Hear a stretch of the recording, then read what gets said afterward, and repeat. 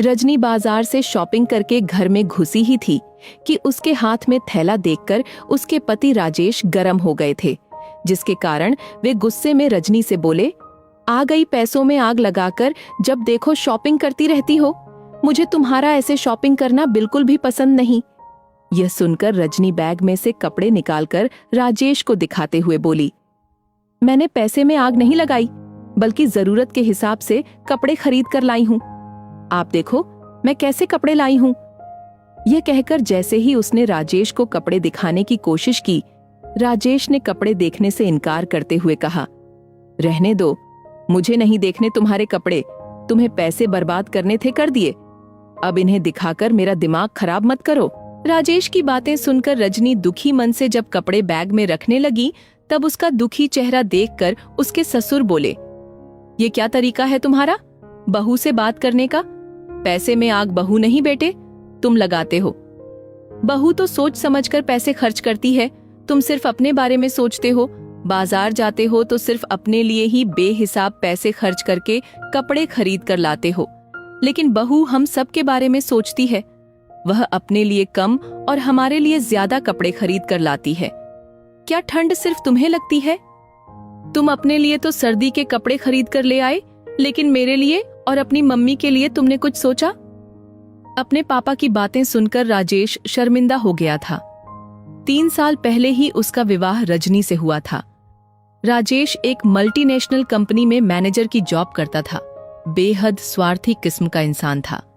वह जब भी बाजार जाता सिर्फ अपने लिए ही कपड़े और जरूरत का सामान खरीद कर लाता था। लेकिन रजनी बेहद समझदार और सुघड़ युवती थी।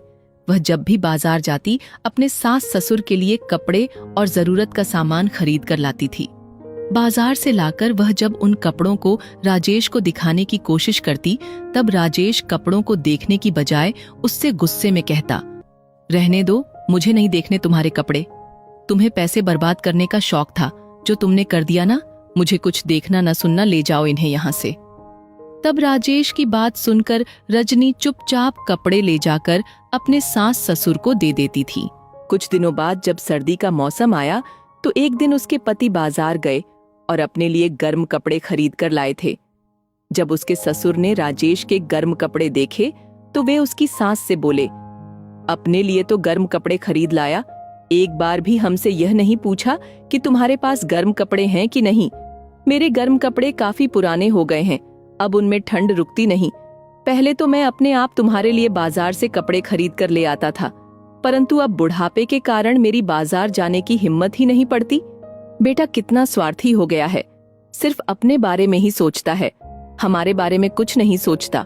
बहू तो फिर भी हमारे बारे में सोच लेती है, लेकिन बेटा हमारे बारे में बिल्कुल नहीं सोचता। रजनी उस वक्त रसोई में खाना बना रही थी। जब उसने अपने ससुर की बात सुनी, तो वह बाजार जाकर अपने सास ससुर के लिए गर्म कपड़े ले आई थी।